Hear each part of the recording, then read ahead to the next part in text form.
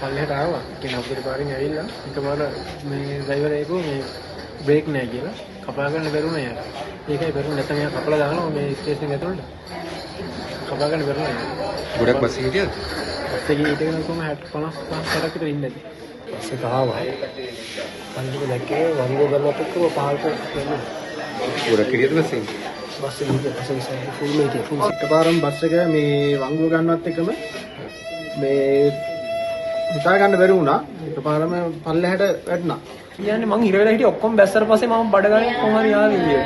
ඇත්තට මේ වෙනකොට 42ක් වගේ ප්‍රමාණයක් ඇවිල්ලා තිනවා. ඒකෙන් දෙන්නෙක් විතර තමයි අර අපි කියනවා රෙඩ් කියලා ඔලුව වැදිලා හිසේ තුවාලත් එක්ක ඇවිල්ලා තින්නේ. ඉතින් එක්කෙනෙක්ගේ තත්ත්වය පොඩ්ඩක් වෙනස් වෙගෙන යන හින්දා එයා මොනිටර් කරනකොට එයාව අපි බදුල්ලට ට්‍රාන්ස්ෆර් කරනවා. අනිත් අයගේ තත්ත්වය නම් දැනට ස්ටේබල්. ඒ අතර ඔය පොඩි තුවාල තියෙන අය අපි තියටර් එකට අරගෙන තිනවා 8 දෙනෙක් විතර. අනිත් අය මේ සාමාන්‍යයෙන් බොහොම පොඩි සීරියෙන් තියෙන අය.